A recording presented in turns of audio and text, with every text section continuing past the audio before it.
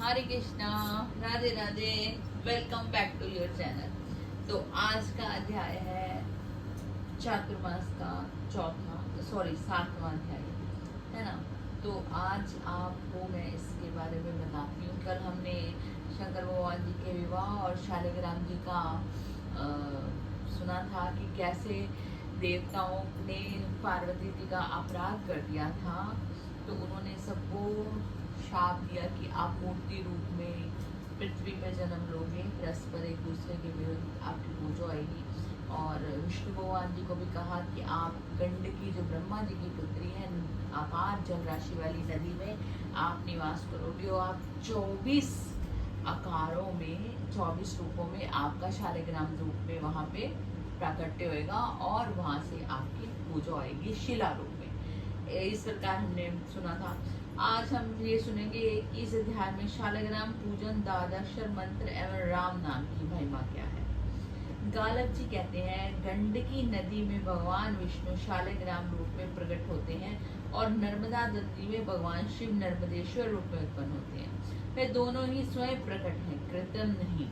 शालिग्राम शिला में व्याप्त भगवान विष्णु 24 वेदों से उत्पन्न होते हैं, किंतु भगवान शिव सदा एक हाथ से ही नर्मदा में प्रकट होते हैं।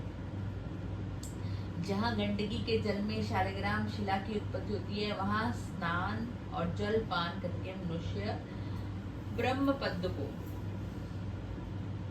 प्राप्त होता है। गंडकी से प्रकट होने वाले शालिग्राम शिला पूजन करने से मनुष्य शुद्धात्मा योगेश्वर होता है। भगवान विष्णु पूजन, पठन, ध्यान और स्मरण करने पर समस्त पापों का नाश करने वाले हैं। फिर शालिग्राम शिला में उनकी पूजा की जाए तो उनके महात्म्य के विषय में क्या कहना है, क्योंकि शालिग्राम में साक्षात श्री हरि विराजमान है। चातुर्मास में शालिग्राम गत भगवान विष्णु को नैवेद्य, जल, फल अर्पण करना विशेष रूप से शुभ होता है। चातुर्मास में शालिग्राम की शिला सबको पवित्र करती है। जहाँ शालिग्राम स्वरूप भगवान विष्णु की पूजा होती है, वहाँ पंचकोश तक के भूभाग को वे भगवान पवित्र कर देते हैं। वहाँ कोई अशुभ नहीं होता।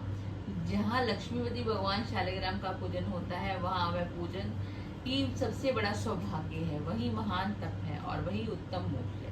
जहाँ दक्षिणामृति शंख, लक्ष्मी नारायण स्वरूप शालिग्राम शिला, तुलसी जी का वृक्ष, कृष्ण सार मृग और द्वारका की शिला गोमती चक्र हो, द्वारका की शिला को गोमती चक्र कहते हैं। वहाँ लक्ष्मी, विजय, विष्णु और मुक्ति, इन चारों की उपस्थिति होती है। भगवान लक्ष्मी नारायण शालिग्राम की पूजा करने वाले मनुष्यों को भगवान अति पुण्य प्रदान करते हैं, जिससे वह उसी क्षण मुक्त हो जाता है। भगवान विष्णु का ध्यान पापों का नाश करने वाला है। तुलसी की मंजरी से पूजित हुए भगवान शालिग्राम पुनर्जन्म का नाश करने वाले हैं।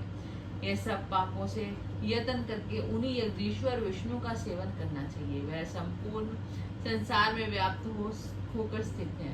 एक समय पार्वती जी ने शिव जी से कहा, महेश्वर, आपके हाथ में रुद्राक्ष की माला सदा मौजूद रहती है। देव, आप किस मंत्र का जप करते हैं? ये संदेह मेरे मन में उठा करता है, क्योंकि आप ही सबके स्वामी हैं। आपसे बढ़कर दूसरे किसी को मैं नहीं जानती। फिर भी आप बड़ी भक्ति से सदा किसी मंत्र का जप करते हुए दिखाई देते हैं। देवेश, आपसे भी श्रेष्ठ और कौन है जिसका आप मन ही मन चिंतन किया करते हैं? भगवान शिव बोले, प्रिय, भगवान विष्णु के सहस्त्र नामों में जो सारभूत नाम है, मैं उसी का नित्य निरंतर चिंतन करता हूँ। मैं राम नाम जपता हूँ और उसी के अंक की इस माला द्वारा गणना करता हूँ। श्री राम का अवतरण बहुत ही श्रेष्ठ है। अवतार द्वादश अक्षरों से युक्त जो सनातन ब्रह्म रूप प्रणव है, वह अ, ओ, म इन 3 अक्षरों के संबंध है। 3 ग्रामों से युक्त है और बिंदु युक्त प्रणव मंत्र का सदैव माला द्वारा जप करता हूँ। यह संपूर्ण वेदों का सारभूत है। यह नित्य अक्षर निर्मल, अमृत, शांत, तद्रुप, अमृत तुल्य, कलातीत, संपूर्ण जगत का आराध्य, मध्य और कोटि कोटि ब्रह्मांडों का बीज है। उसको जानकर मनुष्य शीघ्र ही घोर संसार बंधन से मुक्त हो जाता है। ओंकार सहित जो द्वादशाक्षर मंत्र बीज है, उसका जप करने वाले मनुष्य के लिए यह कोटि कोटि पापों का दाह करने वाला दावानल बन जाता है। द्वादक्षर मंत्र ओम नमो भगवते वासुदेवाय का चिंतन ही सबसे उत्तम ज्ञान है, जो शुभ और अशुभ दोनों का विनाश करने वाला है। द्वादक्षर मंत्र करोड़ों जन्मों में भी कहीं किसी को उपलब्ध होता है। चातुर्मास में इसका स्मरण विशेष रूप से ब्रह्म को प्राप्त कराने वाला होता है तथा मनोवांछित वस्तु दान देने वाला। इस अक्षर के प्रकट हुए मंत्र का जो मन, वाणी और क्रिया द्वारा आश्रय लेता है उसका पुनर्जन्म नहीं होता।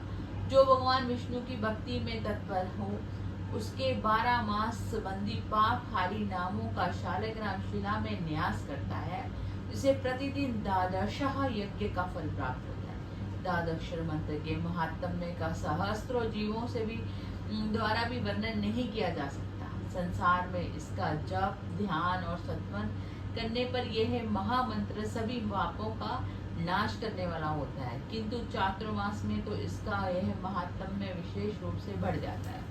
इस मंत्र के चिंतन का मात्र से मनुष्य को मन चाही सिद्धि प्राप्त होती है। इसके जप से सनातन मोक्ष प्राप्त होता है। शांति प्राण जप एवं मंत्र से मनुष्य निश्चय ही मोक्ष को प्राप्त होता है। शूद्रों और स्त्रियों के लिए प्रणव रहित जप का विधान है। पूर्वोक्त 18 शूद्र जाति वाले मनुष्य को जप तप करने की आवश्यकता नहीं है। वे ब्राह्मण भक्ति, दान और विष्णु भगवान के चिंतन से ही सिद्ध हो जाते हैं। उनके लिए राम नाम मंत्र ही है, यही उन्हें कोटि मंत्रों से अधिक फल देने वाला होता है। राम इस 2 अक्षरों के नाम का जप सब पापों का नाश करने वाला है। मनुष्य चलते, खड़े होते और सोते समय श्री राम नाम का चिंतन कीर्तन करके यह लोक से सुख पाता है और अंत में भगवान विष्णु का पार्षद होता है। राम ये 2 अक्षर का मंत्र कोटेश्वर मंत्रों से बढ़कर है। ये सभी संकर जातियों के पापों का नाशक बताया गया है। चातुर्मास प्राप्त होने पर यो राम मंत्र अनंत फल देने वाला होता है। इस भूतल पर राम नाम से बढ़कर कोई पाठ नहीं है। जो राम नाम की शरण ले चुके हैं उन्हें कभी यमलोक की यातना नहीं भोगनी पड़ती। जो विघ्न कारक दोष है वह सब राम नाम का उच्चारण करने मात्र से नष्ट हो जाती है।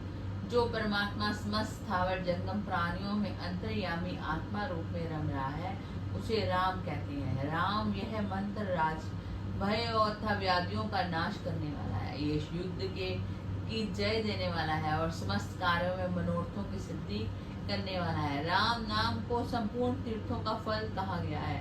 ब्राह्मणों के लिए भी मनवांछित फल देने वाला है। रामचंद्र, राम राम इत्यादि रूप से उच्चारण किए जाने वाला ये 2 अक्षरों का मंत्र राजभूतल पर सब कार्य सिद्ध करने वाला है। देवता भी राम नाम के गुण गाते हैं, इसलिए पार्वती तुम भी सदा राम नाम का जप करो। जो राम नाम का जप करता है वह सब पापों से मुक्त हो जाता है।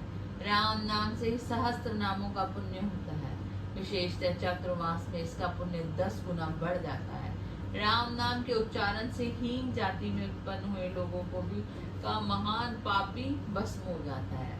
ये भगवान श्री राम संपूर्ण जग को अपने तेज से व्याप्त करने में स्थित है और सब मनुष्यों में अंतरात्मा रूप से रहकर उनके पूर्व जन्मों पार्थिव स्थूल एवं सूक्ष्म पापों का क्षण में बसन करके उन्हें पवित्र कर देते हैं। तो ये था हमारा द्वादक्षर और राम नाम का चातुर्मास में क्या महात्म है। जिनको कोई भी मंत्र नहीं मिला हुआ है उनको राम नाम का जप करना चाहिए। कितना 10 गुना फल बढ़ जाता है चातुर्मास में। और जो उनको गुरु द्वारा प्रदत्त द्वादक्षर मंत्र जप है तो उसका भी बहुत महात्म्य बताया गया है इसमें। तो आपने क्या करना है, मैक्सिमम नाम जप करना है। चाहे मंत्र जप कीजिए, चाहे सिंपल राम नाम कीजिए, ये सब मोक्ष दिलाने वाला है जो चातुर्मास में आपको ठाकुर जी की भक्ति प्राप्त करा देगा।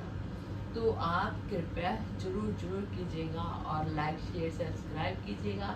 आपका एक शेयर जो किसी ऐसे व्यक्ति के पास पहुंच जाए जिसको इन सब चीज़ों का महात्म्य पता चल जाए, उनको नहीं पता था कि द्वादशर मंत्र का फल क्या है, राम नाम का क्या फल है, और आपके कहने से अगर उसको इसकी प्राप्ति हो जाती है तो आपको भी दशमांश मिलेगा। देखो, कुछ भी ना करने से, कुछ बिना कुछ किए ही आपको भक्ति का फल मिल रहा है, तो इससे उत्तम क्या होगा। तो शेयर कीजिएगा और लाइक कीजिए ताकि मेरा मनोबल बढ़े, मैं आपके लिए अच्छी अच्छी कथाएं ढूंढ के लाके आपको सुना सकूं। तो कृपया लाइक शेयर और सब्सक्राइब कीजिए। मिलते हैं नेक्स्ट अध्याय में, तब तक के लिए राधे राधे।